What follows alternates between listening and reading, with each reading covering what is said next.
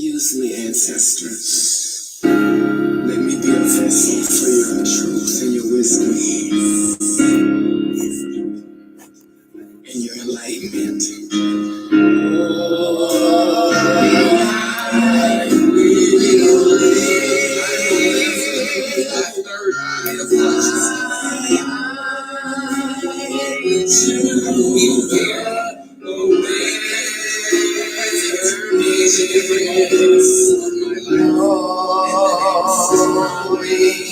I never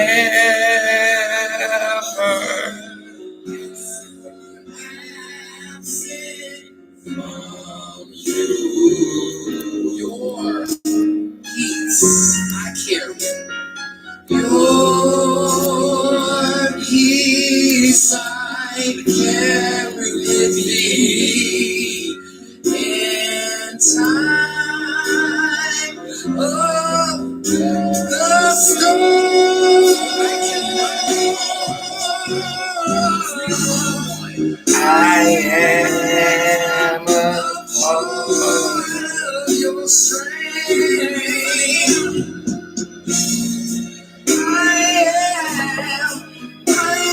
I'm having a spiritual moment tonight, getting that spiritual energy up, because this life might be a little bit emotional tonight. It's gonna be a little emotional tonight, baby. It's gonna be a little emotional tonight, baby, because I got some stuff I need to unpack.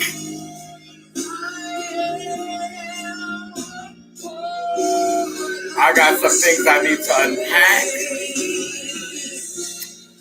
I'm going to share,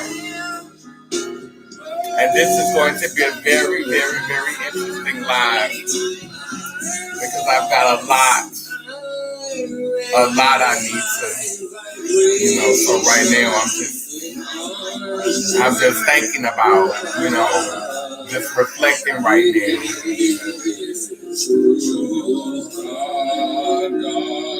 God is, God is, God is, God is, God is, God is,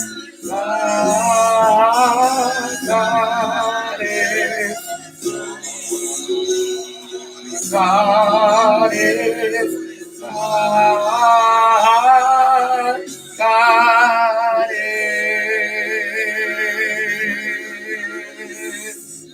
Yes, come on, baby. Yes. Well, yes, I was fasting when I did this. I was fasting when we made this song.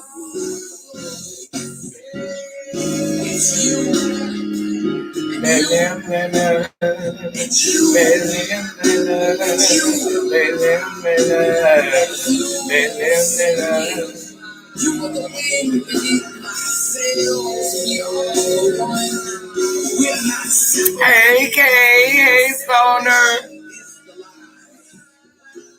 We are all a part of the divine body. We all drink from the universal fountain of consciousness. We all drink from the universal fountain of consciousness. Come on now.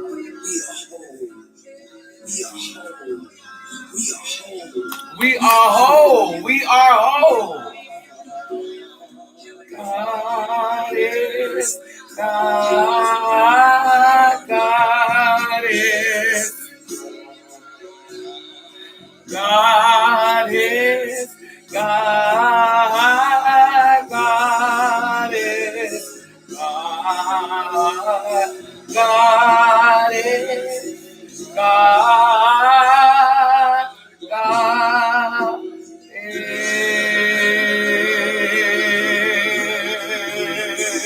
Come on now.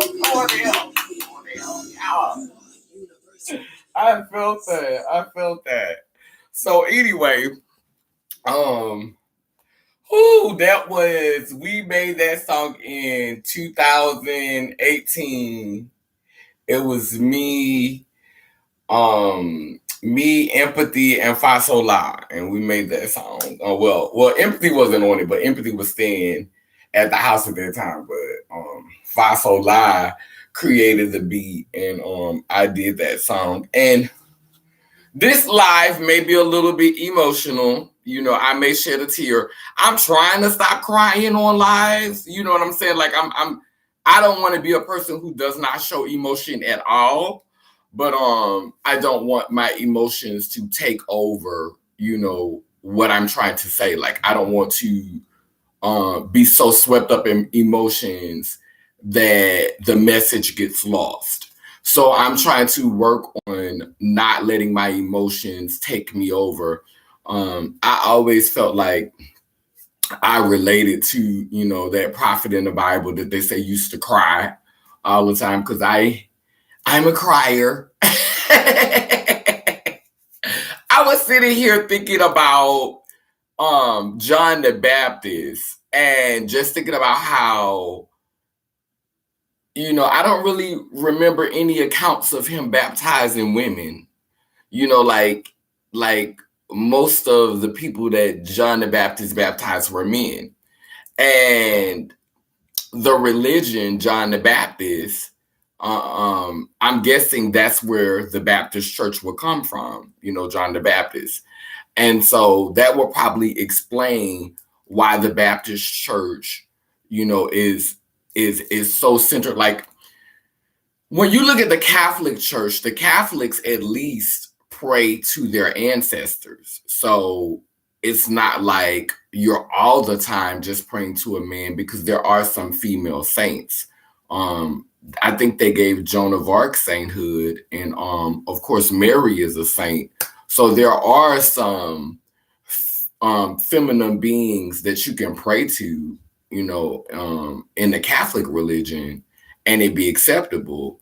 But in the Baptist church, you ain't praying to nobody but King Jesus. You know, you ain't praying to nobody but a man. You ain't praying to nobody that does not receive those male pronouns, honey. When you pray, and you know, it's so interesting, like when you hear them pray in the Baptist church, because it's like this: Father God, I want you to come down, Father God. Father God, I want you to go by them and stand by them and wrap your loving arms of protection around them, Father God. Because Father God, we know you could do it, Father God, because we need you, because we can't do nothing without you, Father God. Because Father God, you said that it would be all right, Father God. And Father God, it's like, my goodness, it's a lot of Father Gods up in here. So, like, the Baptist church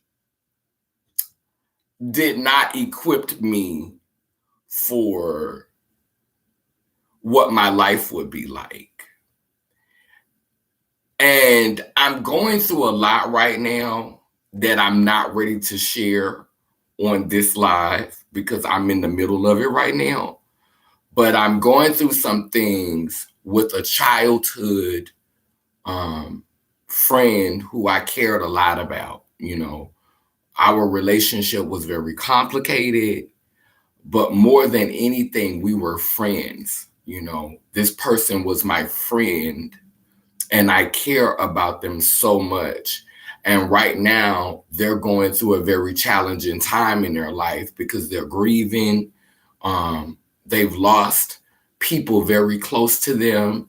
And because of the shame that has been pushed upon our community, people who don't fit into the societal norms, it caused us to go in two totally different directions. And so he spent the bulk of his life without his freedom. And I spent a good chunk of my life with the house in Virginia. So they locked him up and they poisoned me, you know. And the system is rigged. We know the system is rigged, you know. We know the system is rigged for poor people. We know that most times poor people are this color. And so are somewhere close to this color.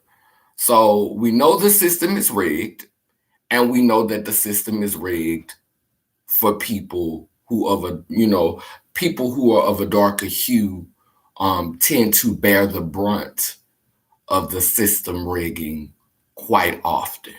It happens a lot. I don't like talking about, white privilege and all that type of stuff because I don't think that white people really have it made, I don't think that Caucasian people really have it made. That's a lot of pressure, to have to perform at such a capacity all the time just so you could get this illusion of privilege. Like, you don't have a choice.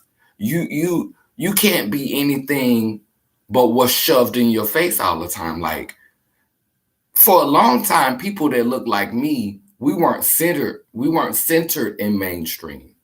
We weren't centered in mainstream. And so we could imagine up our own worlds.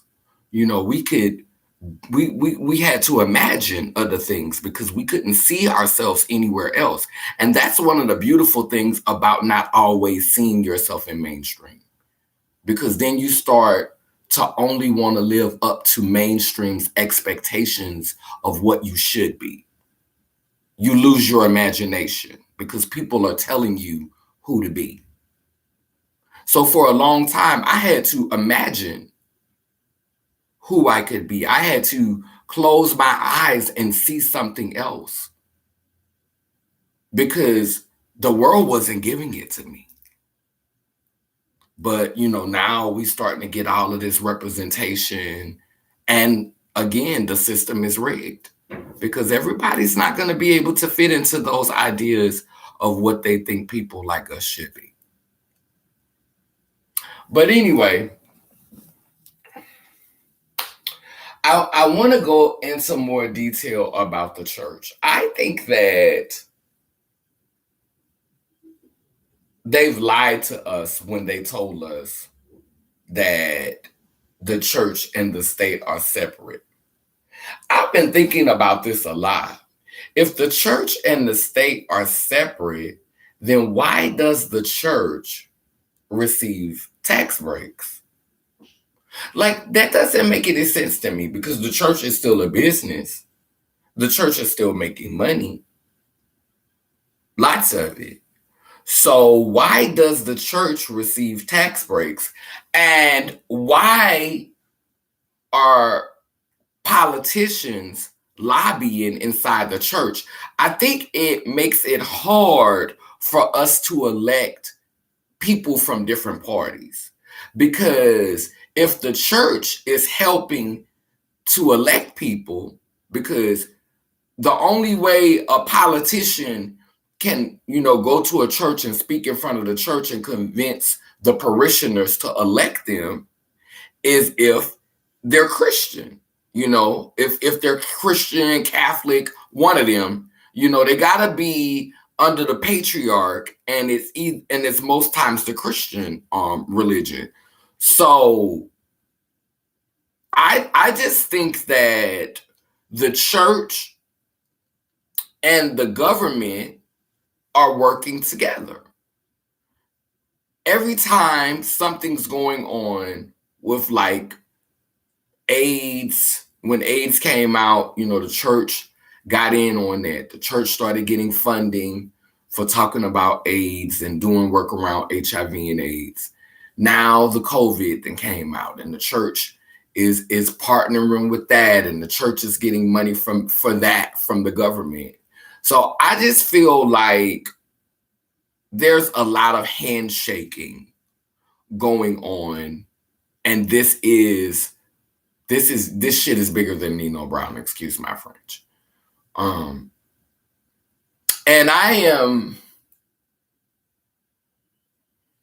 I'm torn because I'm a spiritual person. I like, performing. I like performing arts. Like, I like making music. I like painting. I like poetry.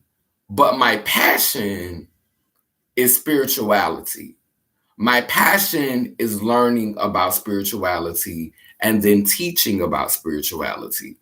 When I was 11 years old, I taught Sunday school to children who were 5 and 4 and 3, and I was very good at it. So teaching has always been my passion, and the thing that I liked teaching about the most was what I knew, from where I was in my spirituality. So whatever place I'm in, I love to teach about spirituality. I actually went to seminary school for about 2 semesters, so one time I was really, really dedicated to it. And I had a traumatic experience. I was going to Beulah Heights University in Atlanta, Georgia. And every time the teacher would go around the classroom, so during this time I was presenting, with the stockings and the heels and wearing the skirts and wearing the business suits, doing the whole bit, the straight hair, just doing the whole bit. And they made me sign a non-disclosure when I got to the school, sort of like when you go to the Army before it was don't ask, don't tell.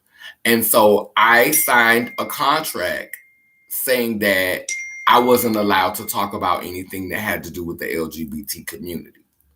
So I went along with it because I thought, getting my degree, being a minister, being able to preach, I could suffer through it because this is what I want to do. So the first semester, they would go around the class and they would ask everybody, what did you learn? What they would ask, what are you out doing? Like, what are you doing? Y'all have to bear with me because, this is it's a little traumatic. But anyway, they ask, what are you doing in community? Like, like what are your accomplishments? And so everything that I was doing had to do with HIV, had to do with the LGBTQ, had to do with the trans community. So I couldn't talk about anything that I was doing because it went against the Non-Disclosure Act. So I had to pretend like I wasn't doing nothing. I had to just sit there. Like, it just looked like I wasn't doing nothing. Everybody going around the class, everybody, standing up, talking about what they doing at their church and the great things that they doing and the great things that they're accomplishing. And when it got to me, I was like this.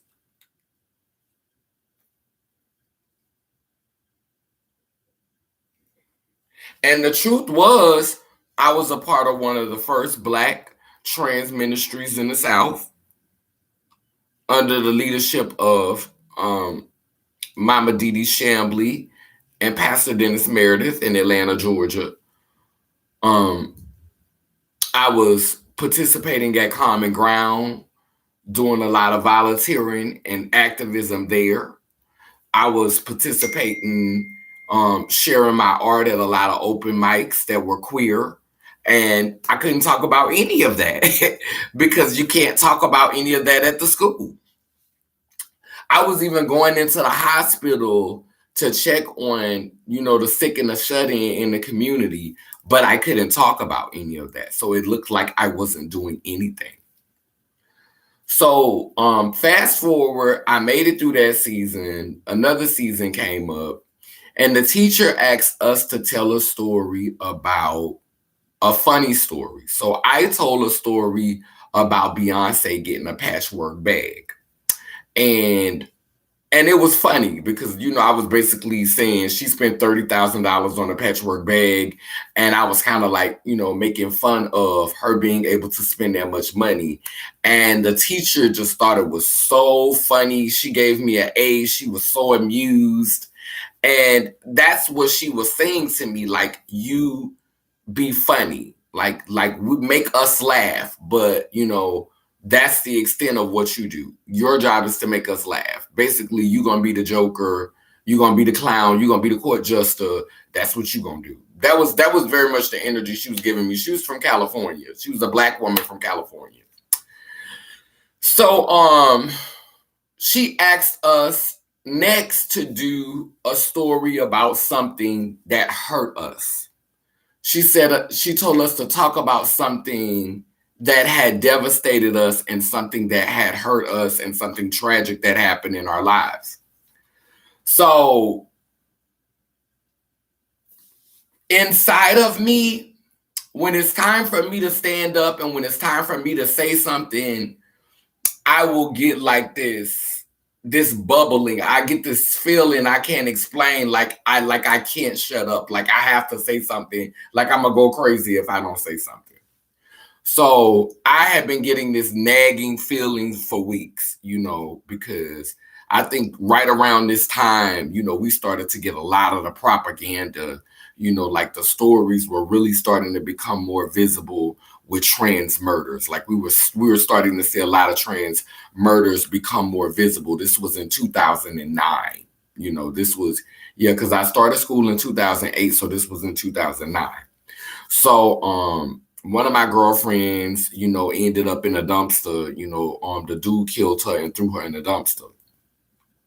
So, I'm dealing with that. Like, one of my girlfriends got killed and threw in a dumpster. And this was the same girlfriend, like one of the last conversations we had with each other. She found out I was going to church. And she said, "Why are you going to church? We going to hell anyway." And so, like, she was kind of disappointed in me for going to church because she was like, "Why you giving that your energy? Like, we going to hell anyway."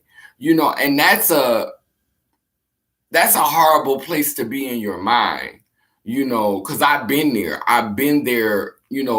To this place of feeling like I was going to hell, and always feeling like I was unworthy and like I was forsaken and like I didn't deserve, to be happy or to experience joy or to have happy times in my life, because there were so many psychic attacks that were happening back then. Now the community is strong.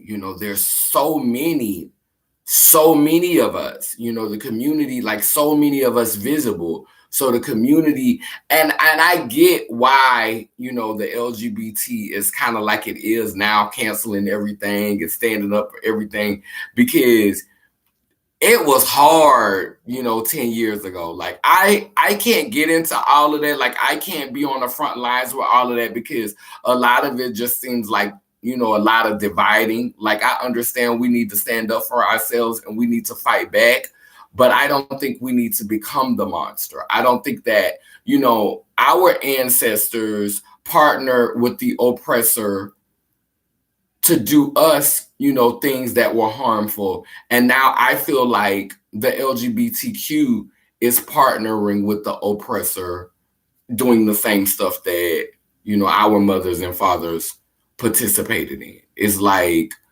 basically the machine has used the breeders and now it's using the queers.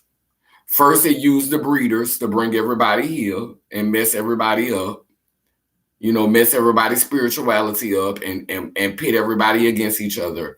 And now it's using the queers, you know what I'm saying, to just keep confusion going, just using all of the trauma and all of the anger of the LGBT to keep confusion going. And so that's where it's hard for me to get in on.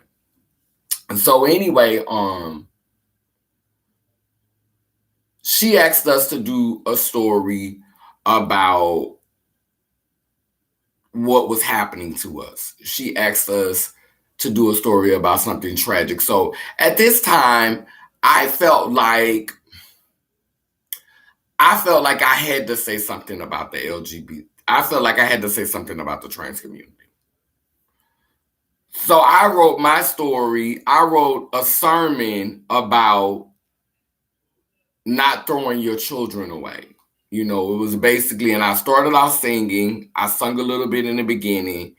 And then I started talking to the mothers about not throwing your children away. And understand that every woman in the room at the time looked like she was old enough to be my mother.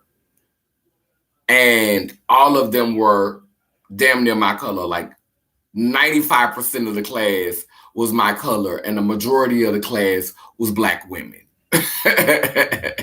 The majority of the class was Black women. So I felt like I had to say something. Like, I'm looking at all of these Black women who are mothers, who are bringing children here, and I felt like I had to say something. It was a perfect opportunity to say, don't throw your children away. It was so many leaders in that room. It was so many women in that room who would go on to become pastors and who would go on to become bishops and world leaders impacting social change. And so I took that opportunity to go against the grain.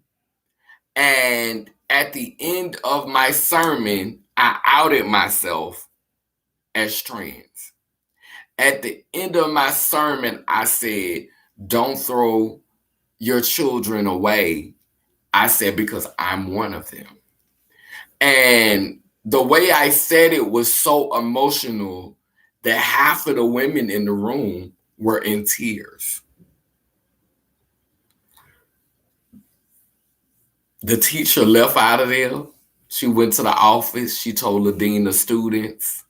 And the dean of students called me into the office, and he told me, you are not going to use this as a platform to advocate for transgender rights or trans rights.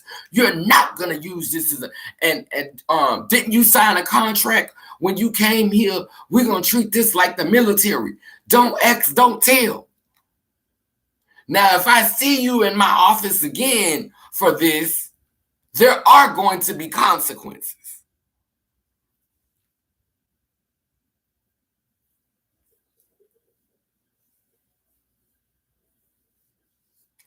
And my best friend, who I used to go to school with, my best friend who I was going to school with at the time was a female, a cis woman.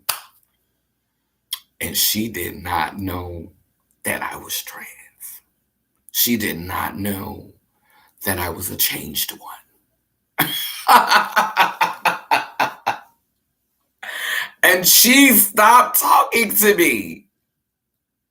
She stopped talking, and she cut me off from that day forth. And that happened to me. Like, that took me back to when I got skipped to the 11th grade because my mama told the people that I was in the 11th grade when I got to Milwaukee. So they skipped me 2 grades. And I was doing pretty good to say that I had never been in the 9th or the 10th grade. But anyway, in my chemistry class one day, we had been going to school for like 2 weeks, right?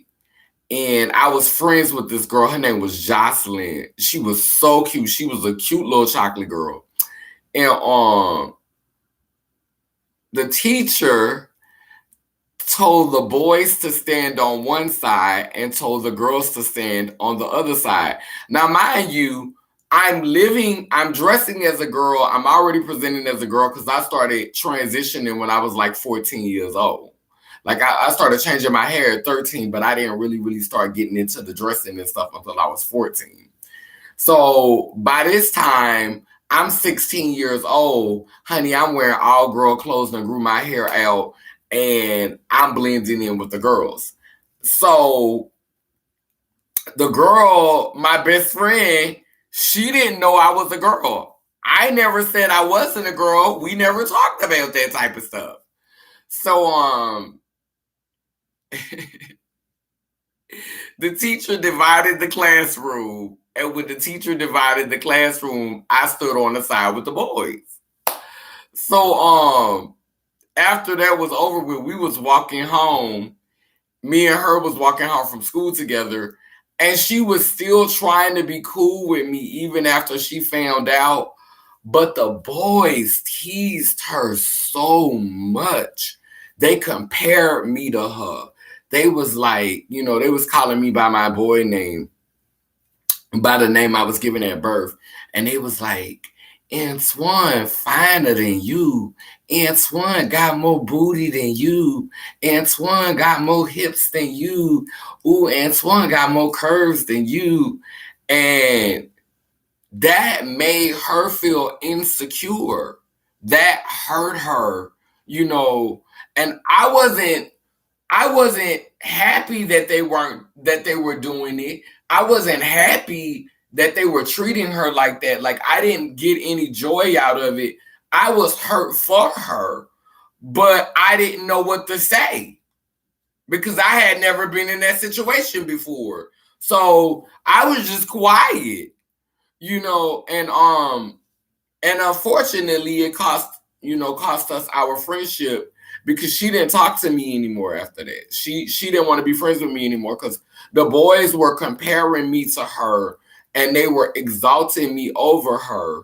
And that, like moments like that always sit with me. Moments like I remember those moments.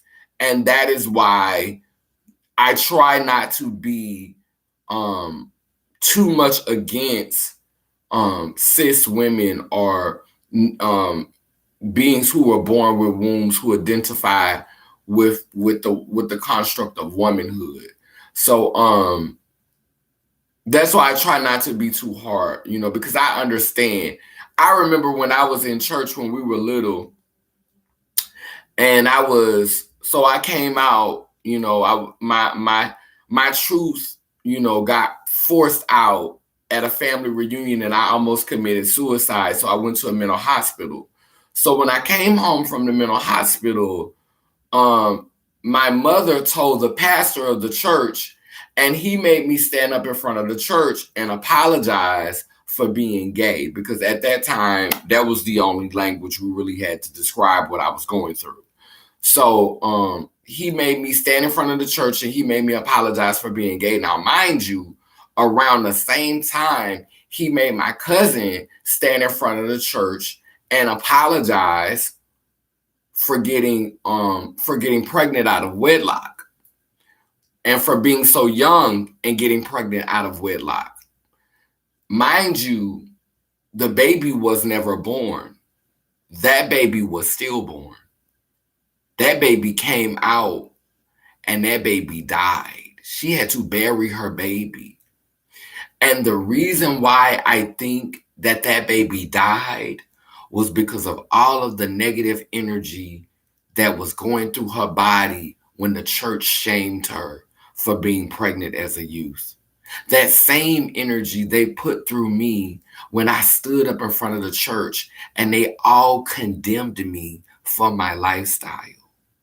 They made me apologize for who I was. They made me apologize for the path that had been created for me, for the path that had been designed for me.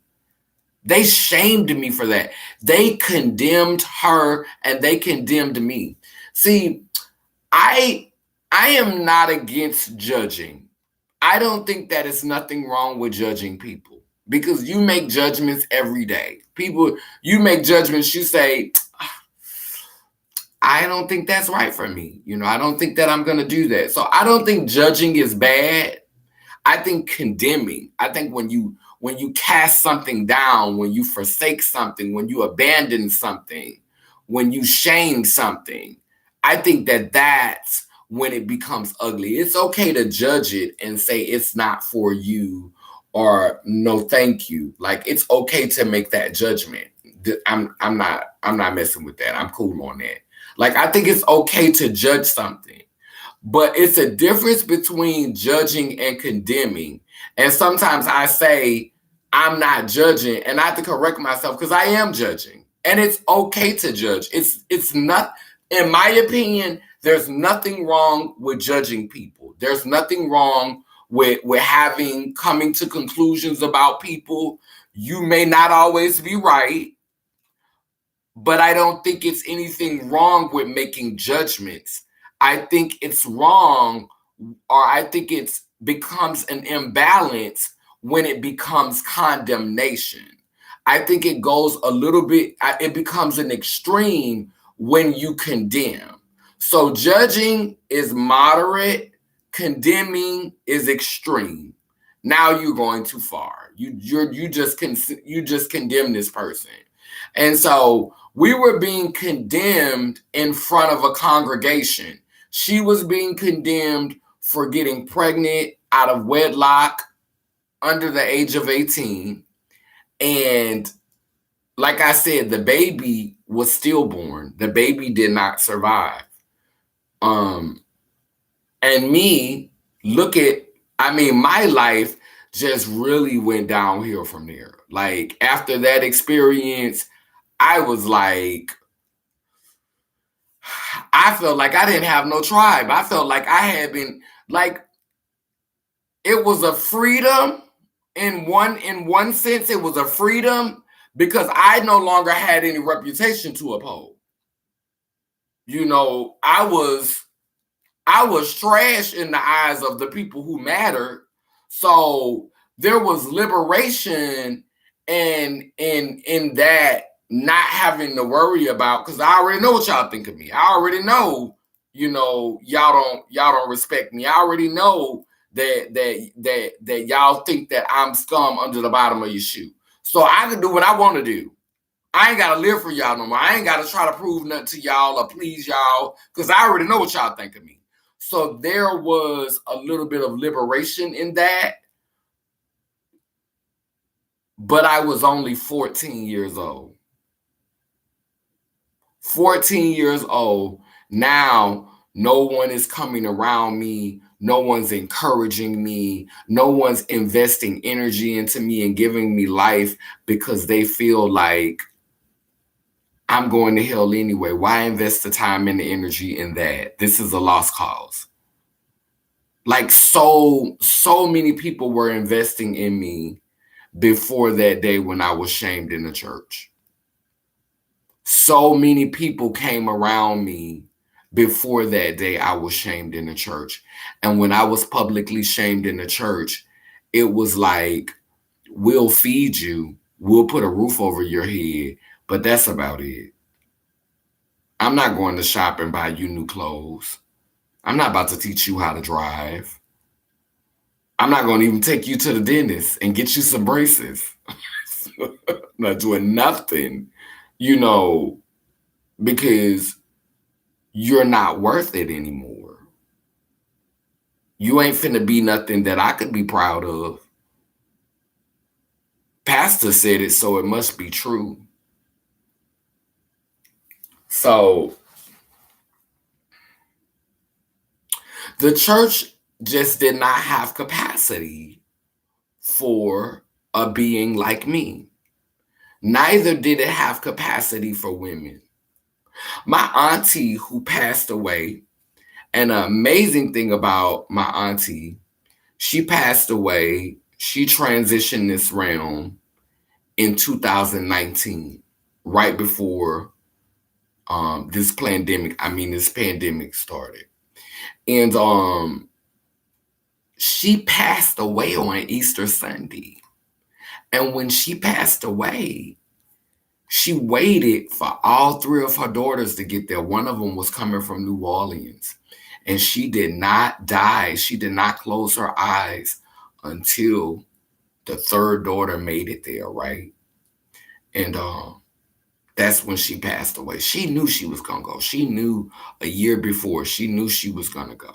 You know, I think you know a while before. I don't think you just realize it 6 months before. You know, people literally start getting their life in order. People start, you know, doing what they were called to do and what they were supposed to do. You be in tune, you know, because my auntie, she gave me a warning the year before. But this woman was so religious. She was so spiritual. She loved the Lord. She read her Bible. And she apologized to me before she passed away, you know, for misgendering me. And she asked me, she said, it took her a while to get there, but she said, I want to apologize, you know, for what I did to you. That's not my place.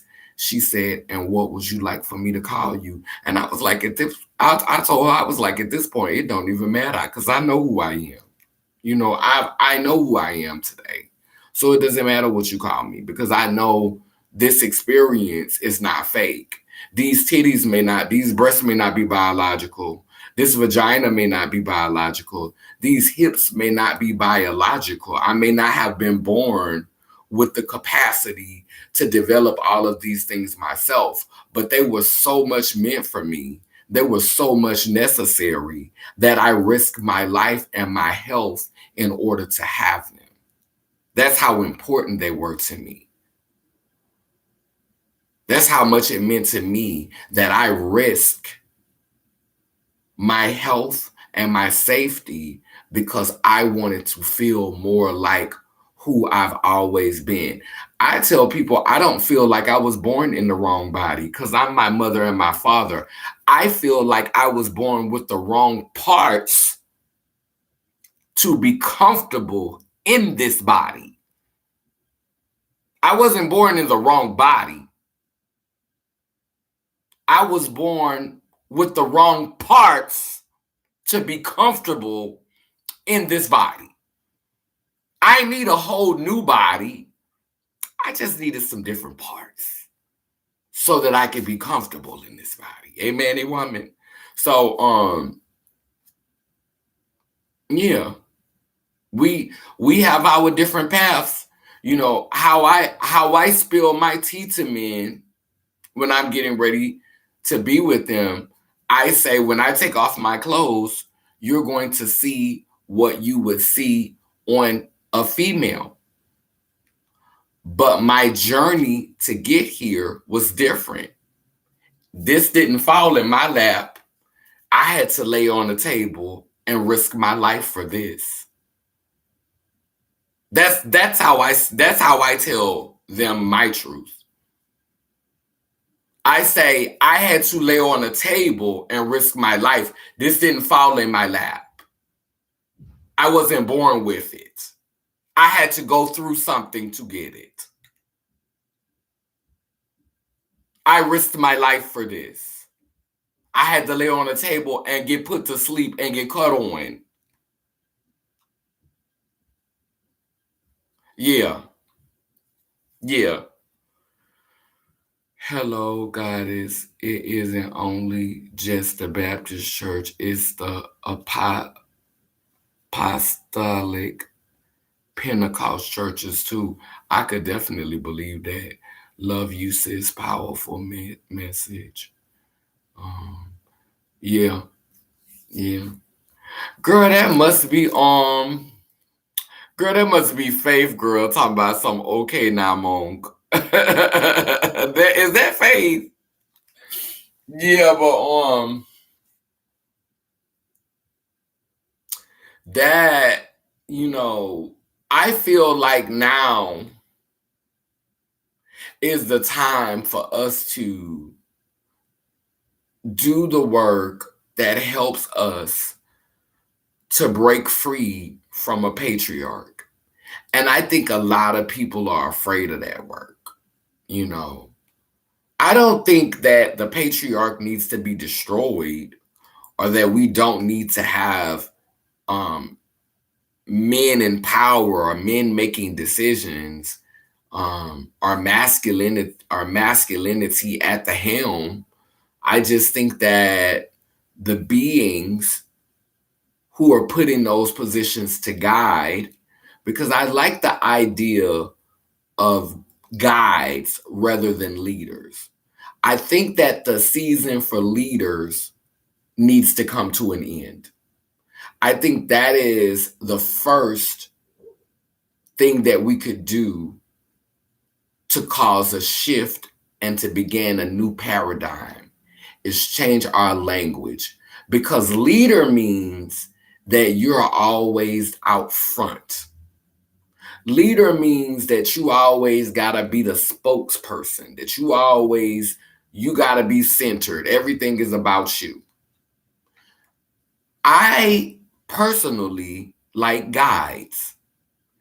A guide is someone who can stand in the front, but they ain't always gotta be in the front.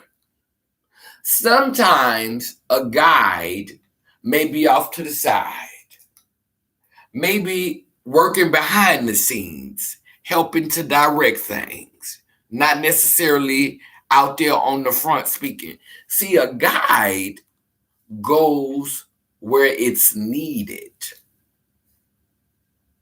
It goes where it's needed. If it's needed at the back, if it's needed at the front, if you need it in the middle, wherever you need it at.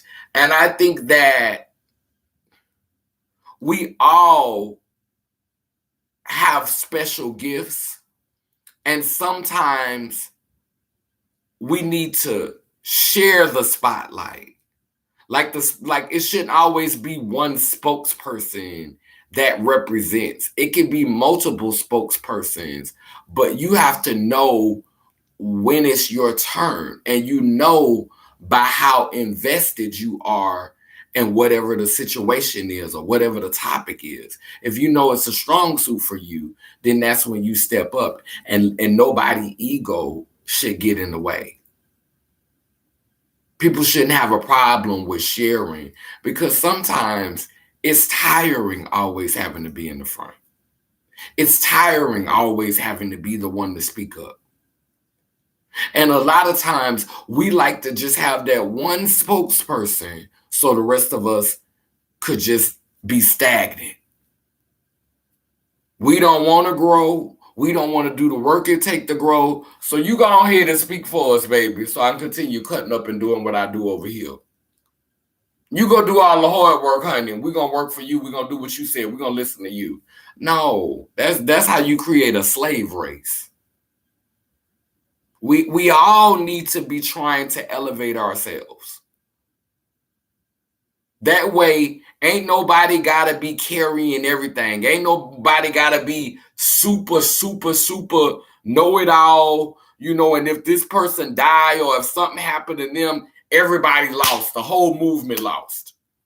The whole movement crushed because the one person who was the leader gone. When you have multiple people who are strong, multiple people who are dedicated, multiple people who are just as powerful in their own way, just as invested in their own way, that is how you build something solid. Because we have to understand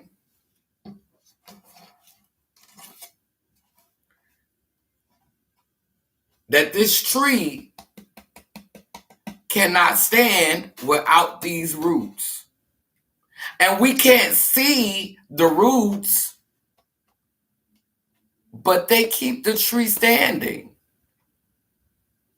And branches grow in different directions, so we're not all going down the same path. We're not all going in the same direction. Some of us going this way, some of us going that way, some of us going that way. But we all come from here, and we all come from here. That which we can't see. We all connected. But we can be going in totally different directions. But we still come from the same source, that same unseen source. Because we can't see the roots, but they're there.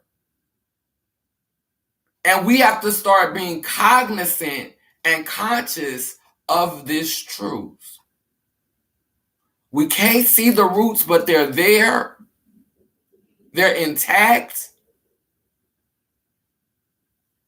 And they connect to this tree, and this tree shoots out these branches that's going in north, south, east, and west.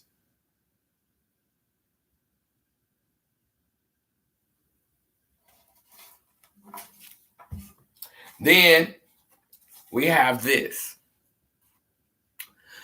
I like this story because this story reminds me, I look at this every day when I wake up, because this reminds me, you know how in the LGBT culture, we say, oh, she a predator. Oh, she a predator, but I'm reminded that predators are necessary. What happens to what makes a predator something that is scary is when something is 100% predator. It's always devouring, but it's never being a sacrifice. It's always taking, but it's never giving. So I remind myself on a day-to-day basis that I am not only this predator, but I am also the prey. I am humble, but I am also courageous. I am weak, but I am also strong. I am sustenance, but I am also the hunter. I am all of these things. I am the lion and the lamb. And I think in the Bible, when they talk about the lion laying down with the lamb, I think they're talking about us being whole within ourselves. I think that scripture is talking about us coming back together within ourselves, us realizing that we are masculine and feminine energy, that we're aggressive and submissive energy. You know, understanding that the lion will lay down with the lamb.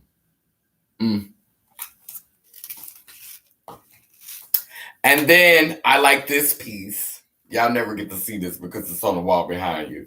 But this is my infinity symbol.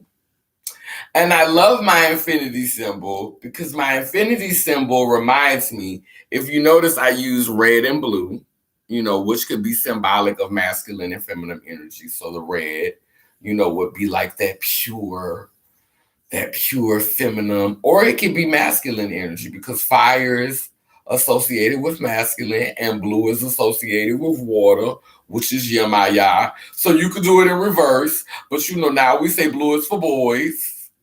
And, you know, we say, you know, colors, well, we say pink is for girls.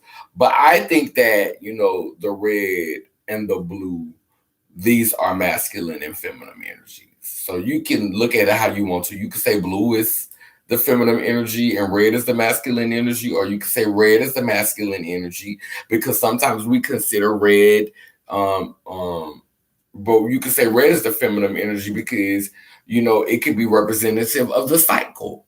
You know, the cleansing of the cycle. Amen, a woman. So yeah, so you have the duality in the energies, and I have some black dots on it for protection, and this represents past, this represents present, and this represents future.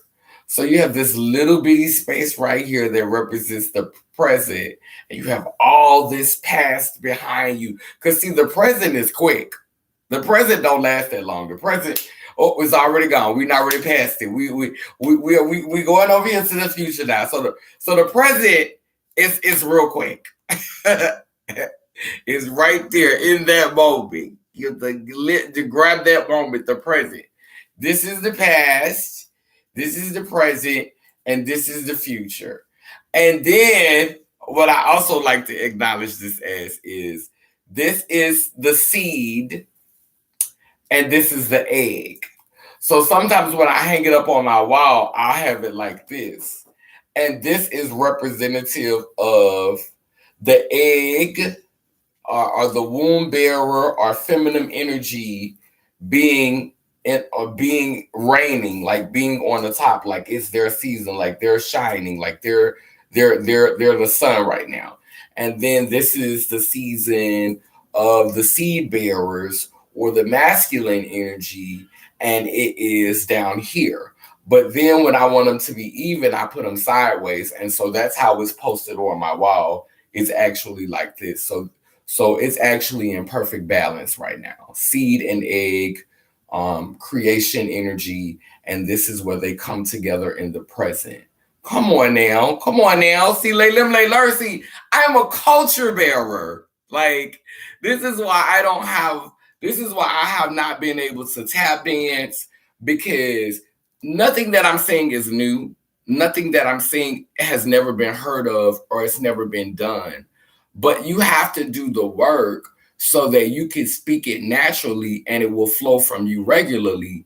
Because if you don't do the work, you'll revert back to the toxic teachings that we were taught growing up. So I've had to take years to practice, learning how to live what I say, to so that it flows out of me naturally, so that it's not forced, and I don't have to force it anymore. When I first started saying God, Goddess, it was uncomfortable. But then I looked up the number sequence behind it, and I found out that the same, like when you add up the word love, you get a number 9, and 9 is supposed to be, so if a word has 9 associated with it, it's supposed to be a higher vibrational word, like a higher frequency word. So God, Goddess, when you say it together, the numbers that are associated with the letters, when you add them up, you get the number 9. So saying God, Goddess is actually a higher vibrational word. It's actually so that's healing. Saying God, Goddess, even the universe understood that that's how it's supposed to be. So I practice saying God, Goddess. I practice saying a man, a woman. I practice saying these things because I constantly want to remind myself that I'm the lion and the lamb. I'm the tree and the roots. I'm the past, I'm the present, and I'm the future. So when I remind myself of these things, I could see myself in the universe. I could see how I'm connected to the universe, and I could see myself in all things.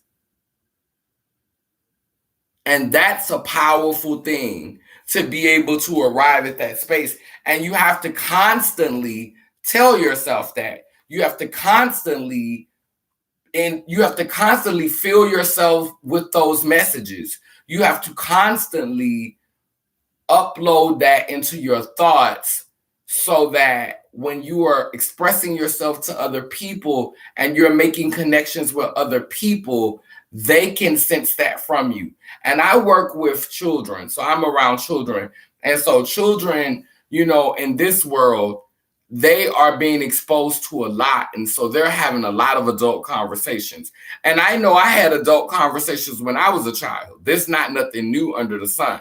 I had adult conversations when I was a child. And so these children are feeling all kind of pressure, to fit into a box and to be ideas of masculinity, oh, that's a fag and he's gay and da da da da. And I have to tell them all the time, don't do that. It's nothing wrong with you being your mother and your father inside. It's nothing wrong with you being whole. It's nothing wrong with you being masculine and feminine. It's nothing wrong with that. I have to explain that to these children, especially these young boys who are identifying with that construct. Because, we put labels and stuff on people, but we really don't know what it is. And a lot of us do that. We do this in the trans community. It's a lot of times, like I remember when my last niece was born, for the first 2 years that she was here, I don't know if my sister clocked it, but I would not say her. I would not say my niece. I would say they. I would say the child. I would not label. I would not.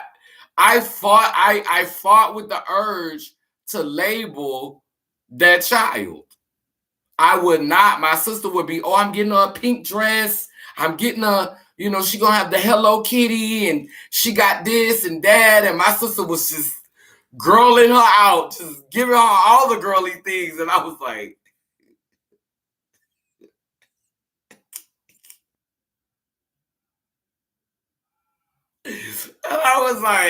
the first 2 years, like, I ain't say nothing. I was like, the child.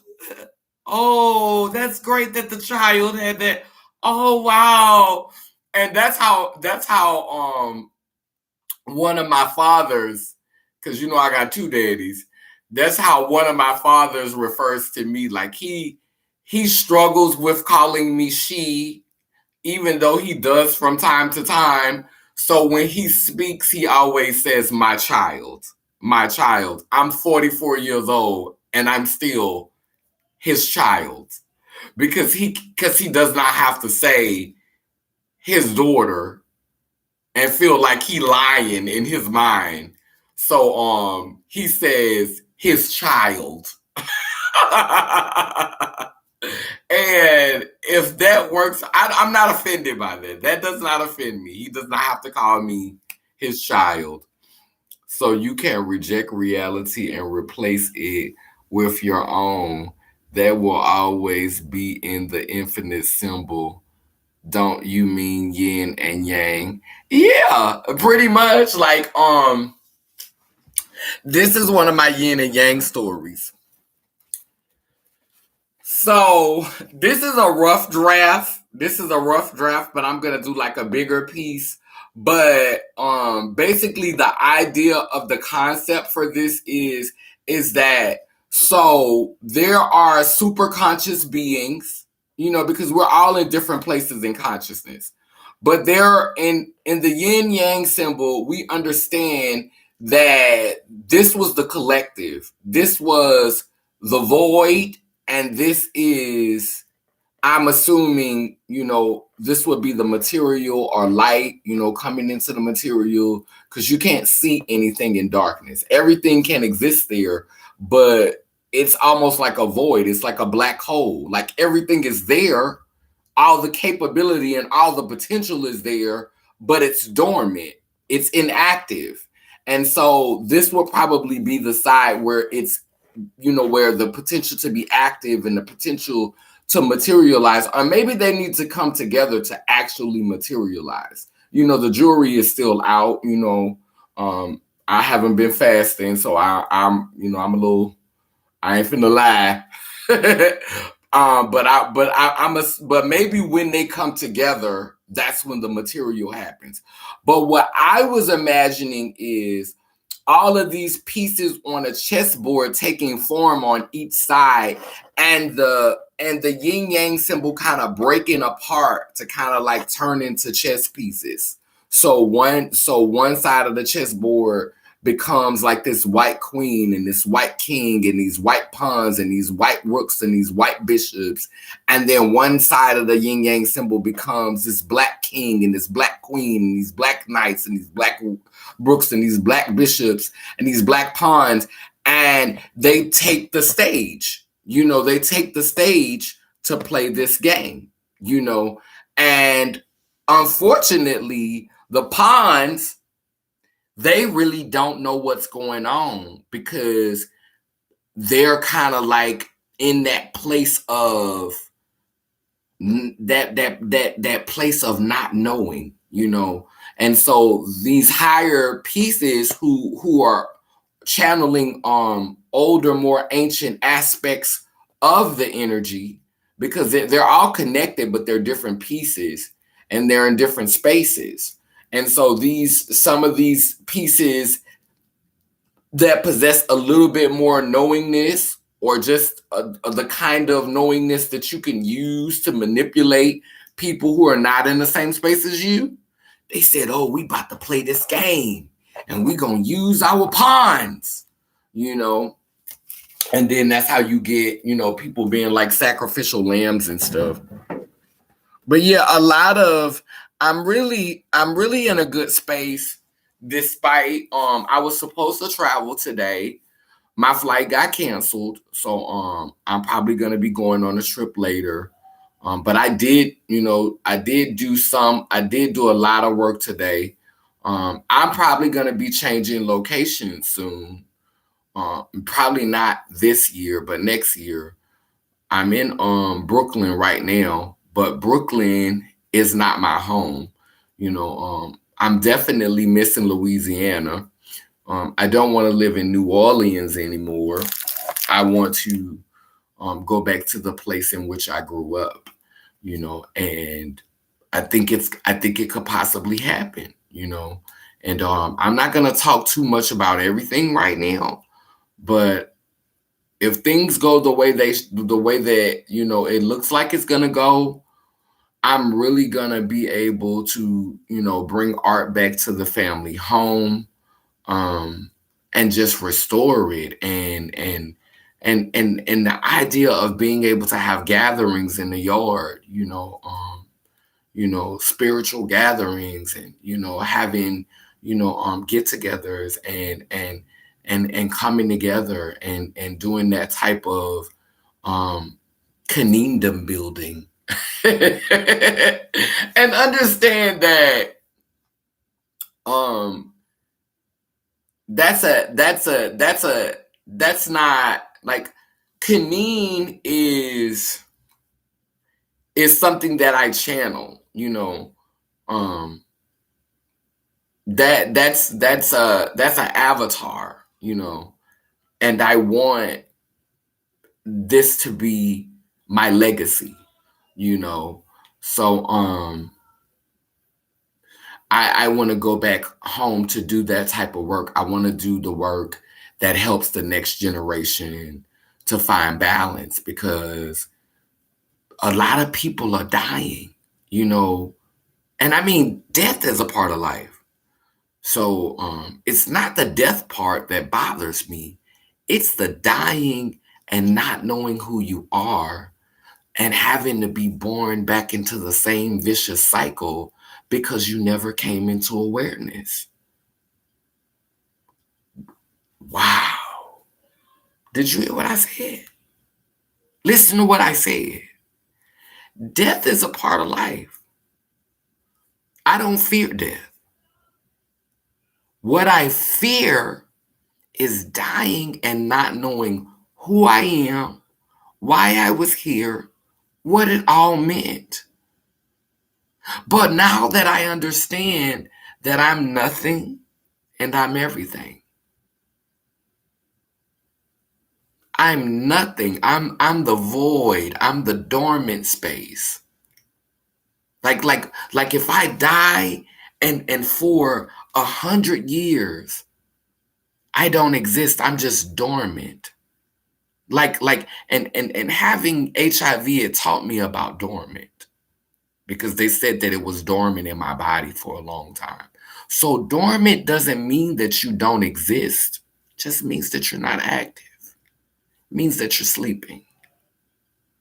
And so if I leave now and I go into a dormant space, what is there to fear? I'm still existing. When a caterpillar goes into a cocoon, all of that time, it's dormant. It still exists, but it's not active. And so when we go into this season where we're no longer active, where we appear to not be in motion or moving, does that mean that we no longer exist? No, it just means that we're not active. And so I don't fear being dormant. I don't fear not being active. I fear not understanding. I fear ignorance. Ignorance about myself. Ignorance about my purpose. And so that's the work. That's the work that I do to try to help people get to a space of understanding, because the world is not going to get any less chaotic. As more and more splitting happens, more and more variables come onto the planet. Because see, the more we split from each other, the more we divide, there's splitting going on through procreation. There's splitting going on through, separating into groups, and I'm this and I'm that, and and I'm this label and I'm that label. So we got people dividing in that way, and we got people constantly breeding and bringing babies here. And the intentions that you brought the babies together, everybody that come together and make babies, they wasn't supposed to make them. Just because you got the right parts to do it don't mean it was the right thing to do it.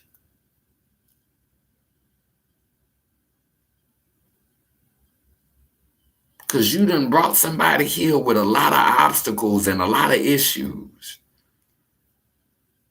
And so we have people dividing from themselves and breaking apart from themselves in a physical sense. And we have people dividing and breaking apart from themselves in a tribal sense. So there's so much division happening. And with all the division happening, more chaos is probable. With all the division happening, more chaos is probable.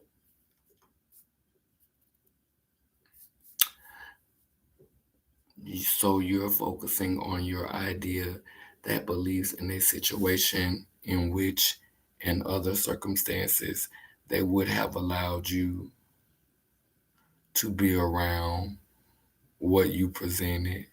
Wait, let me read this again. So you're forcing your idea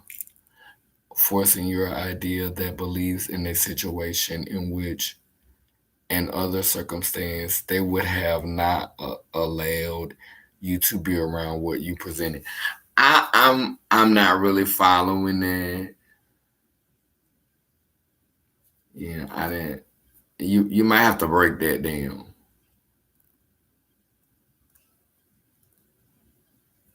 Yeah, George, you might have to break that down, George. Might have to break that down just a little bit more, George. But yeah, that's when man meets come into that's where the man meets come into play. Well, we have gatekeepers, definitely. And I think that's the conversation that we're not really willing to have, like we don't want to be honest about that. We have a lot of overseers who have been put into place to make sure that we don't evolve.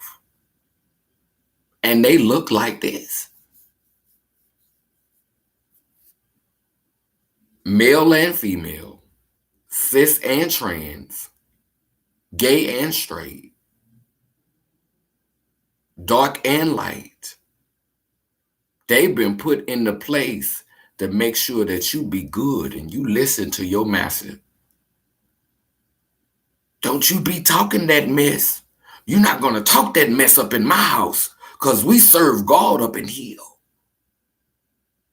We serve God, the mighty God, a mighty God. He woke me up this morning and he started me on my way. Don't you come in my house with that mess. And a lot of time, the mammies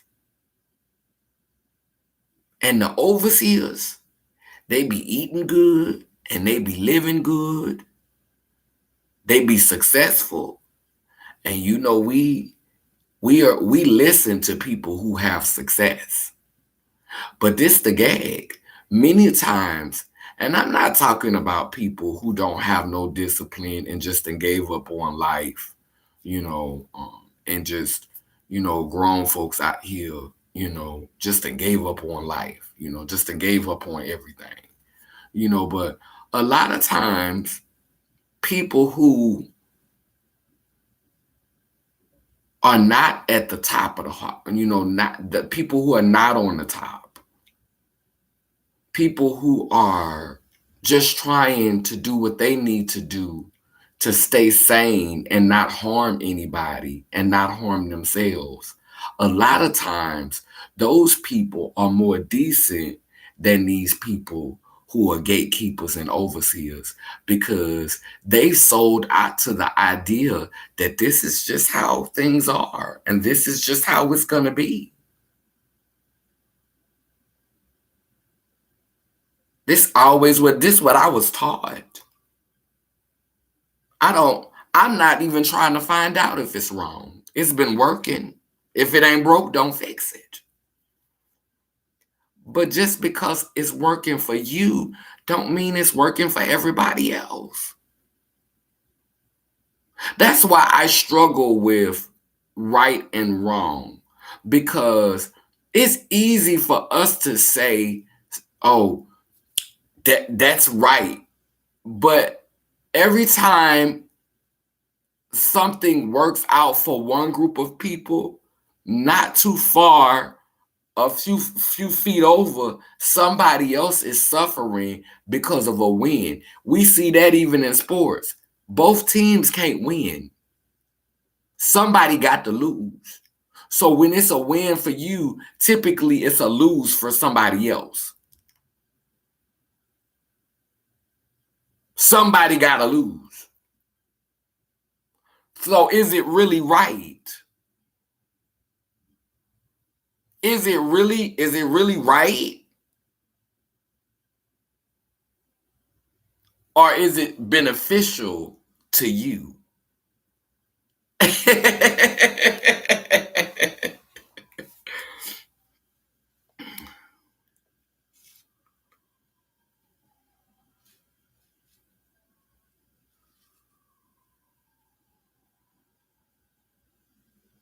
Hey, I was talking about when you were not addressed, you're nice. Wait, when I was talking about when you were not addressed, you're nice as her or she,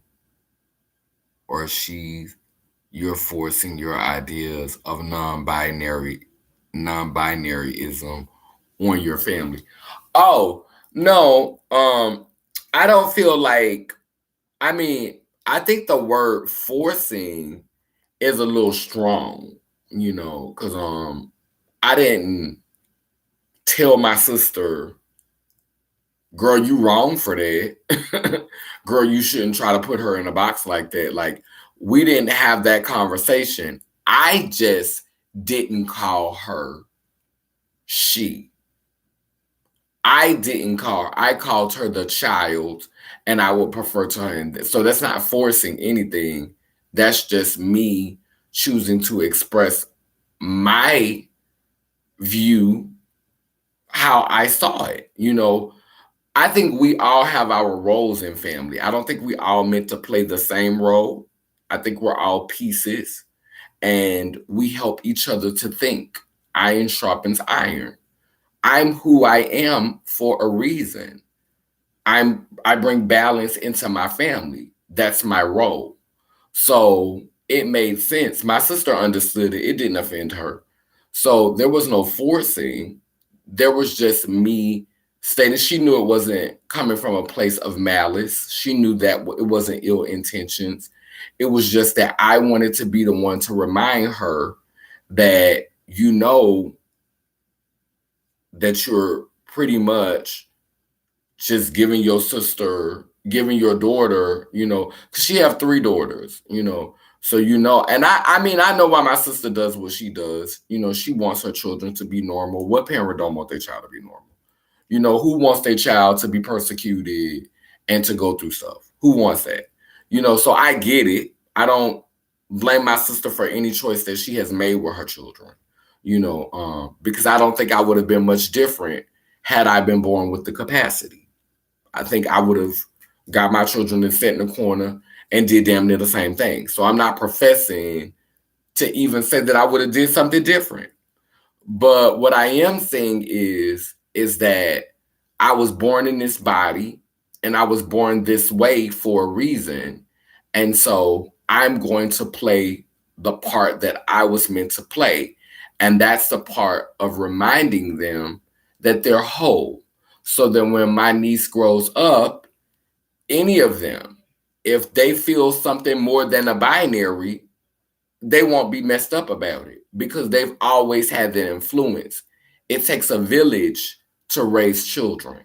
What happens when you don't have a village, instead of children, instead of offspring, instead of progeny, you get kids.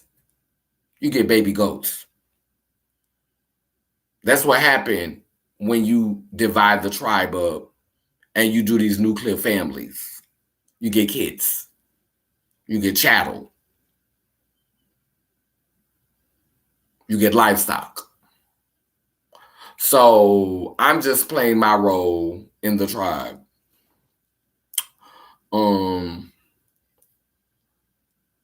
Before the Europeans came and messed with Africans' descent, we were mainly polyamorous and promiscuous, and it worked. We were the only society to use games and dances and sports. Now, I definitely can see that a lot of times, and I think that's why I get so upset, because I lived in Africa for 9 months last year, and up here in New York, there's a lot of Africans here. I like, giving an African look, but I don't always give an African look. Sometimes I be doing indigenous looks and Aboriginal looks, and people they always just give me African because I have African features. But I don't always be going for African. Sometimes I be going for indigenous, And despite what people think, Aborigine people don't all aren't all light skinned and look white. Some Aboriginals, some natives actually were very dark skinned and had thick hair. I saw a picture of my auntie hanging up on the wall. One of my great, I think it was my great grandmother, my great great grandmother, and she was full blood, and I think it was Choctaw. And I'm very curious about that because Bogalusa isn't that old. So my family was in Bogalusa when Bogalusa was first created, and Bogalusa is a Choctaw name, and it means smoky water. So indigenous people first settled there, and so I identify as Aborigine, I identify as indigenous, I identify as African. I identify with all of that. I identify with all of those things. I even think I have some ancestry that were Caucasian. So it's a little bit of that going on in there too. And I know direct ancestors who were this and that and this and that because I talked to the old people before they left here. But I think, they always say that gay people are the destruction of the family, but I think that colonization was the destruction of the Black family or the Afro-Indigenous Aborigine family because we were tribal, we were polyamorous, and people, and I think that it would have worked. And this is one of the things that I struggle with because when I was younger, my first love, the guy who I am still in love with to this day, I don't think that we could be together sexually anymore. But I do love him. And I loved him so much. I would have did anything for him as a child. Like when we were 14, 15 years old, I would have did anything for this boy. And he was the only man that I was not threatened by him having a female or him being with a womb bearer. I was not, because I understood that I could not give him that. But it did not take away from how he felt about me. I knew he loved me. I knew I was special to him. I knew I was important, and I knew he wasn't going anywhere. So he would call females and talk to them on the phone on three-way, and I would be quiet and listen to him talk to them. And when he would hang up the phone with them, he would say, "Baby, you okay?" And I'd be like, "Yeah." And we would continue our conversation. We shared our clothes, we shared our shoes, we spent the night with each other. Like we loved each. We stood up for each other. We fought for each other. Like he had my back. He stood up for me. He was loyal to me, and I respected the fact that he wanted children and he wanted to bring them here. And so, but because of the religion that we grew up under, there was so much shame that, I don't know. I think I started to resent womb bearers, beings who had the capacity to bring children here. I started to resent them. I started to become insecure. And I think that was the church. I think that was religion that made me feel like I was in a competition with them. Instead of, us being able to share space with each other. And because now I'm upset because I feel lesser than. Now I'm trying to compete. So I'm doing all this extra stuff. I feel like I got to be visually this and visually that, because I can't bring no babies here. So I got to really break it up. I really got to be, I got to be on top of my looks. I got to give you bang, bang, bam, because I can't bring any babies here. So I got to do all this extra stuff. And then that started making, them feel insecure, and that started making them feel like it was a competition, and it created a wedge, and that's tearing apart what we were. That's destroying who we were. That jealousy, that insecurity, that maliciousness towards each other, it wasn't fair at first. When I was 14 and 15 and 13, it wasn't fair. That jealousy and that insecurity and that maliciousness, it wasn't there. Now I'm not gonna lie. When I was in the first grade, there was a girl who I was jealous of. There was a female who I was jealous of. But I used to be in the monkey bars, and my boyfriend, they put me in the monkey bars. Nobody could play on the monkey bars but me. And me and him got married, and all the most popular boys in the first grade was there. And they used to go chase after girls. But this the thing. I never physically tried to harm her. I used to say little slick comments and stuff because he gave her more attention. Like, he kept me, like he treated me like a kept woman on the yard, but he pursued her. Like every day he hunted her and chased her down and pinned her up against the wall and kissed all over her. I used to just be sitting at home, sitting on the monkey bar, just sitting there, 6 years old. Can't nobody play on the monkey bar but me. I got a security guard. He had a security guard watching me so nobody else could get on the monkey bar. And the whole recess, I had to sit on the monkey bar. But some days I would tell, because I was friends with the security guard because he liked it, me, right? So I would tell him, he was the same age as us. He was like 6 or 7 too.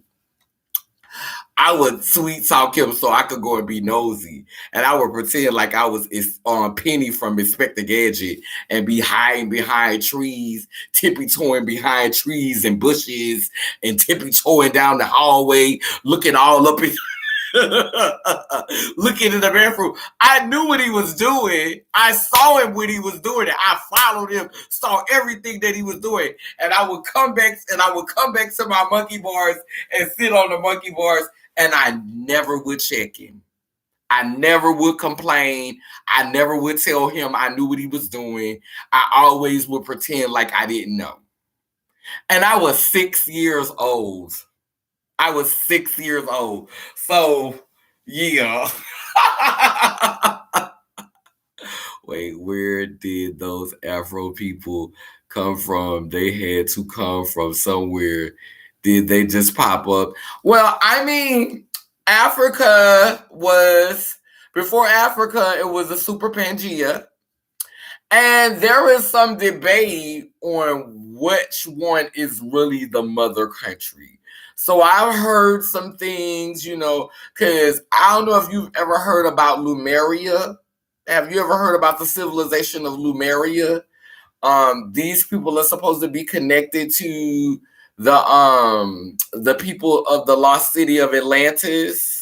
They try to say that the Atlantis people is white people, it's Caucasian people. But if Atlantis was real, they was probably dark as I don't know what, because you can be dark as hell and live under the water. They actually have fish that are this color that have their own built-in luminous light. So sea creatures can be black as tar, period. We're going into anthropology now. What do you think of the term two-spirited? I prefer duality, like they talk about in India, but the Europeans have invaded. The Europeans invaded them, that destroyed the philosophy where those people go to mess things up. But they say the Europeans did not finish the Gnostic schools, the mystic schools. They said that they went over there, they studied a little bit of it, and they left, and they created a whole reality with half truths. It's that's what it is. It's a lopsided reality. It's half truths. Yeah, this is a lopsided reality. And they are getting people together with half truths. I love the neck ring. I can't wear it though. Essence, it's is to Egyptians, huh? Hey, I'm waiting on 18 plus stream. Hey, I'm waiting on. Who is this? Like, you always be coming your ass on here. Like, is you peddling something? What's going on here? What's going on here? What is you doing with the wet splashes and stuff? Is you trolling? Like, dealing with all the DL trades at 6 years old. You're talking about Atlantis. They're now the Canary Islands. The conquistadors killed them all off. George, you are very interested. You know a little tea, don't you? Let me scroll back up here in these comments up here, because I think I had George. You is running it up here, huh? Africa was the only society where, yeah, I read that one.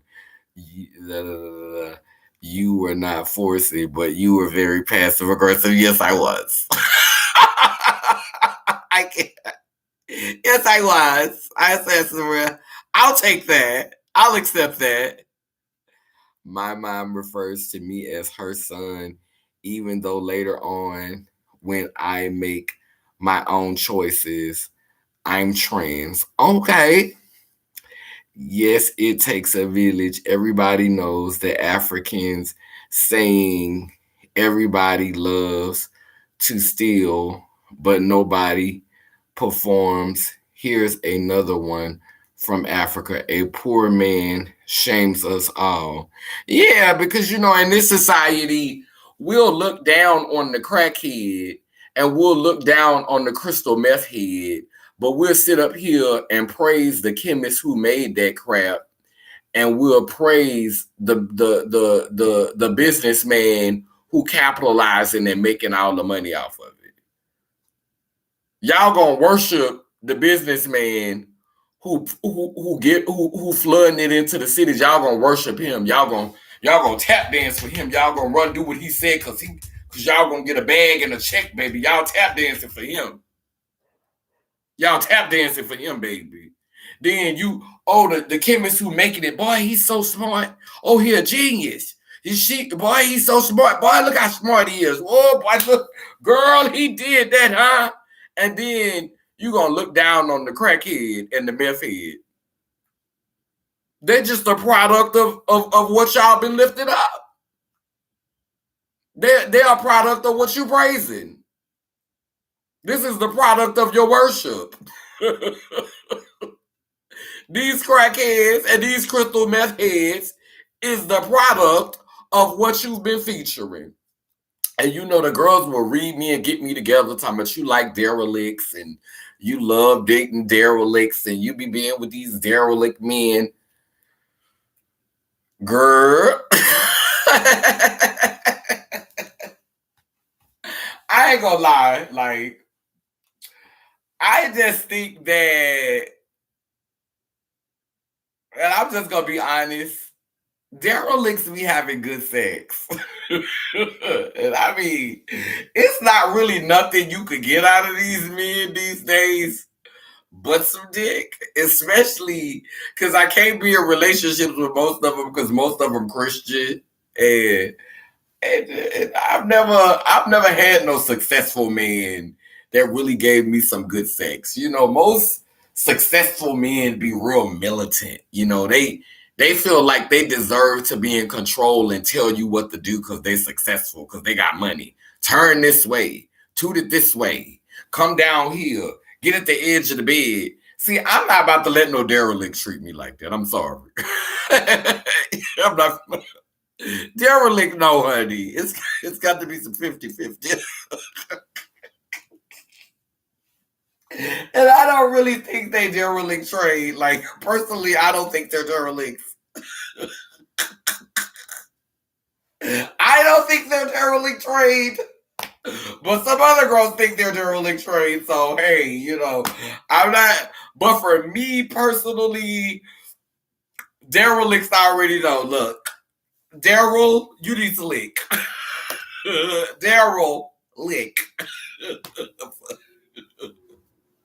See, when you get with the men who driving business and cars, like what you call it was talking about this the other day on Tasha K was talking about it. A successful man making $1 million, 7-figure salary, and around here having sex with Pomeranians. Like these men literally have got to the point to where they having sex with dogs because a dog can't report the rape. And I always feel like these men be being a little bit too friendly with their dogs. Like I feel like men be just being a little bit too friendly with dogs. Female dogs, they be just being a little bit too friendly with them. Then you see how the female dog be just be all up under them and stuff. Like y'all literally around here jumping up and down in these dogs' vaginas. Now, come on now. Then you say, oh, I got a new bitch now. Oh, I got a real bitch. I got a bad bitch. You really went there, huh? You were serious. You went and got you a real bitch. And this is the thing, like all of that bitch energy, you know, calling yourself a bitch when a bitch is a female dog. Like these niggas is really about to start replacing these girls with female dogs. This man was on video sleeping with a Pomeranian. He was butt naked, stroking the Pomeranian, making love to a Pomeranian. These wealthy niggas is about to start replacing females with dogs, literally. Oh, you want to be a bitch? Well, you about to get replaced by a real bitch. Church doors is open. That's why I don't like to be called bitch. Y'all notice I don't use that word no more. When I be talking, all of these lives you done seen me do, you ain't heard me say the word bitch. I'm talking about it tonight because I'm talking about actual female dogs. But I have moved away from that energy. I don't entertain that. Because the girls be running around here with them straight wigs on and the hair be moving like dog hair. And the girls be looking like they got the little dog bangs, like the dogs be child, be looking like little miniature poodles and Pomeranians and shit. And these men around here literally screwing Pomeranians and stuff. I'm sorry.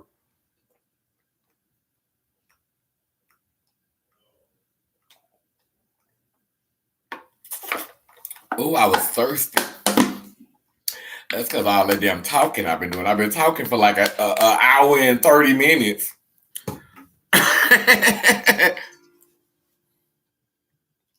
Girl, who the fuck is this? Calling me at 12:20. Let's see who this is. Hello?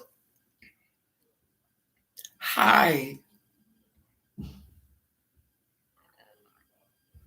For what?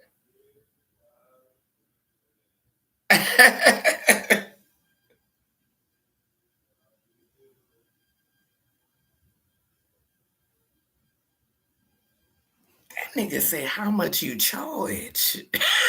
I said, for what?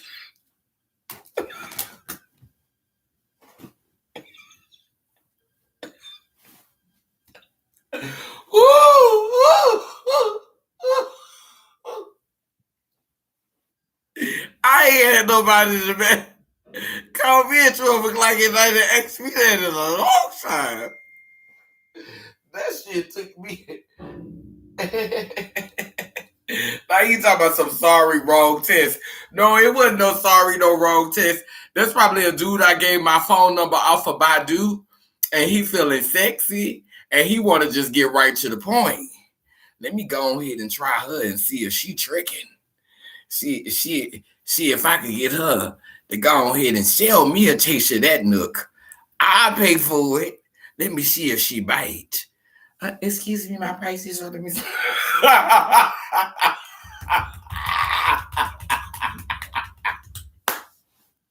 Ooh. Ooh. My prices. Yes, I'm available.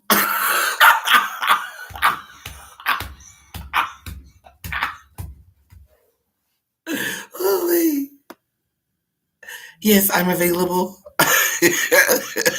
Let me stop playing.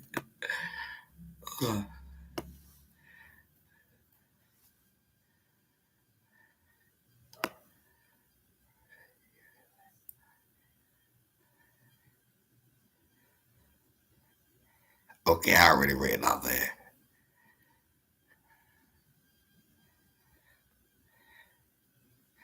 My mom works for the United States government, the IRS, the Department of Defense, and when she first heard about crack cocaine, she said that it was made by the government. I believe that. I believe that. I believe that. And it was for the purpose of taking people land. It was for the purpose of taking people land. Because, baby, they made that drug and they made it so good that you will sell your mama house, you will sell the deed to the land, you will sell it, baby. Can you imagine how much land they commandeered? How much land they confiscated when they put them rocks out into the street? Child, people was giving away their property. Baby, the government wanted some land, honey. They said, put that crack out there.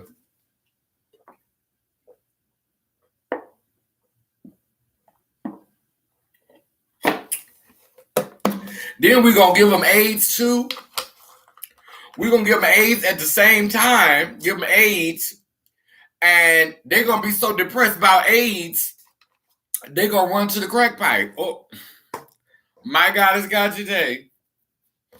They're going to be so depressed about that rock. They're going to be so depressed about AIDS, honey. They're going to want to hit a crack rock to take their mind off them AIDS. My God has got you today. I didn't know about your school, but in my school, when it came to science, the brothers were out the class smoking weed. They did not care because he did not attract girls. Oh, he didn't attract girls? The girls weren't attracted to him? She said, "Hello." She said, "Oh, Kay said, I can't do the derelicts, LOL." Girl, thank you for showing me how to spell derelicts, because, girl, I sure didn't know how to spell it, girl.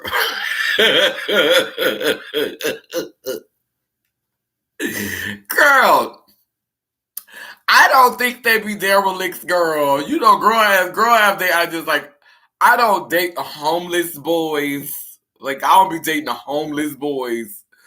But, girl, you know, they do be between jobs, girl. Girl, they do be little weed hustlers, girl. Girl, little 5 and dime, girl. Girl, he selling X pills, girl, and he stay with his mama, girl.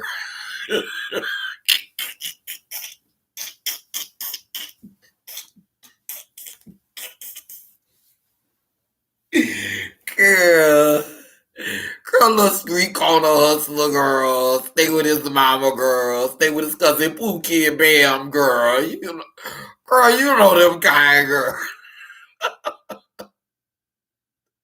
They call them derelicts, girl. They say the boys is derelicts, girl. Girl, because he don't work for IBM, girl. Girl, because he's not a manager, girl. Like, he's not a store manager, girl. So he's a derelict, girl. Girl, he ain't ex-military, girl. So he's derelict, girl. But girl, them be the main ones that be so institutionalized, girl, and they be so institutionalized. I can't, girl. Okay, a derelict will put you to sleep, girl. A derelict will put, girl. I'm not talking about the derelicts that you gotta wash your stuff around, girl. I'm not talking about the derelicts you let in your house, girl, and you hide in purses and all that type of stuff, girl. I'm not talking about. I'm not that type of derelict, girl. Girl, not that type of derelict, because I don't, girl. I don't do the seedy derelicts, you know. I just, the men that I'm typically, that I have my little entanglements with, girl, typically lack ambition. They typically lack ambition, girl. Let me see. But a derelict will put you to sleep, though, honey. You sure you want to go to the south? The herd is very unsafe down there for the girls. The West is the best. I'm not no girl who like to play it safe. Again, I was in Africa for 9 months. I don't. No. Yeah, I mean, I don't have nothing against California, but I see what California does to people, and I'm not just. I don't know. It seems just like a complete like.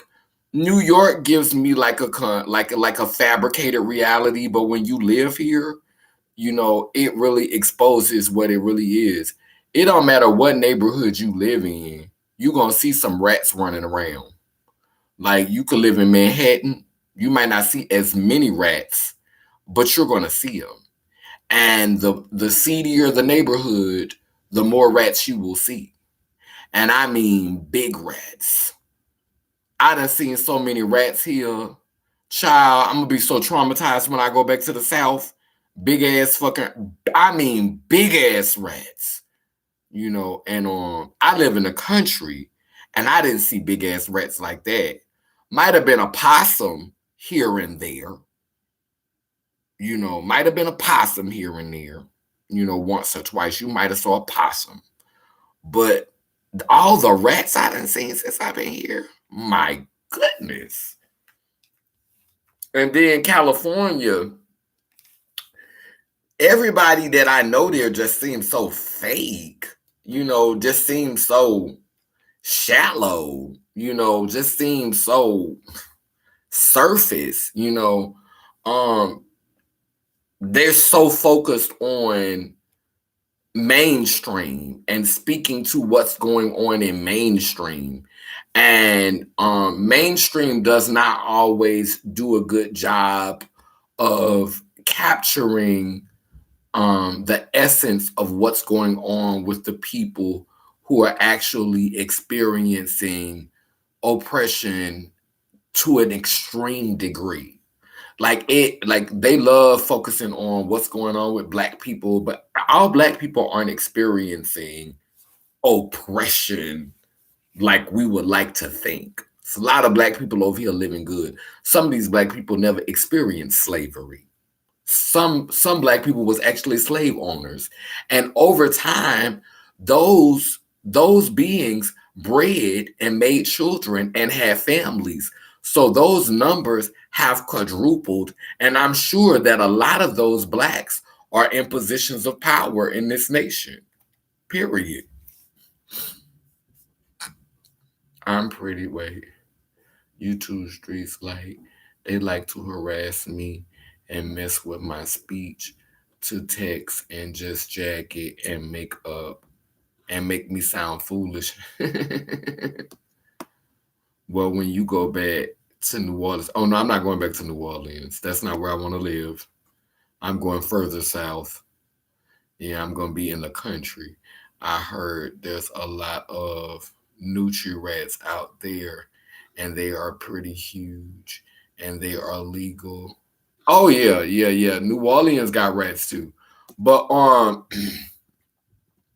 but I haven't been seeing them. The only time you see Nucci rats there, like the only time I've seen Nucci rats is in the French quarters. Like when you go in the French quarters, you do see rats, But I haven't seen them around apartments in a long time. Like for example, I lived in the projects. Well, not the projects, but I lived in like a housing development that would be considered lower income.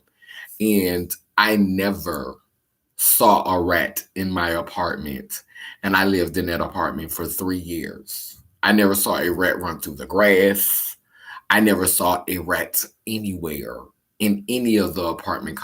When I was on the other side living where it was crackhead teas, I didn't see no rats in them apartments. So, they be on their shit. Exterminators be on their shit. You might see some roaches, but I ain't seen no rats. I ain't even seen no mice. I came here to New York and they was everywhere. Only place I really saw rats in New Orleans after Katrina was in the French quarters. When I came back after Katrina, I think Katrina killed a lot of rats. Katrina drowned a lot of them. A lot of them girls was drowned in the Red Sea, honey. I could imagine how many rats died, but in New Orleans, they typically have rats in the grand places. Like rats be in the walls in the hotels, and rats be up under the rats just congregate in the quarter. Yeah, but rats don't typically be around the apartment complexes like that. But I'm going to the country though. No, I'm not you should have knew that when I said possum. Trusty will when you get back to New Orleans. Yeah, okay, I already read that. But yeah, chill. I've been on here almost 2 hours. This is the longest live I ever did. Chill. And these lives ain't about to be getting long like this. Whoa. But I needed, I'm glad that I talked because at first I did not want to go live. But I needed this. I needed to. And I'm glad that I was able to touch on a little bit of everything. Like I kind of jumped all around, but I was able to touch on everything without going too deep. I think I was respectful, to people's, privacy, sharing just enough, yeah. And that was good. That was good for me to process. So I hope you enjoyed the live. I'm thankful for all of your feedback tonight. George, I don't know if you're a trans woman or a trans man. I know you did say you was trans. Your name is not, really giving me the tease. So I don't know if it's trans man, trans woman, or if it's trans being. Come on, non-binary. I'm trying to force my views on you. But yeah, I want to thank everybody who came on the live tonight. I don't know what I'm gonna do about this webcam online strips because you just be coming on just giving all this foolishness. I don't know what to tell you. Okay, transgender male to female. Okay, baby. Well, I'm gonna call you Georgia. Is that okay? Come on, Georgia. Georgia. Come on, Georgia. Georgia on my mind, honey. Okay, so down with a noun, draseku, which means it keeps spinning and turning. Iangani, Iyanko, Kalukalo, which means I am a child of God, goddess. And if I am, you are. This light represents the Trinity, past, present, and future. I light this candle to acknowledge the ancestors who have transitioned this realm today and every day since we've been away from our altar.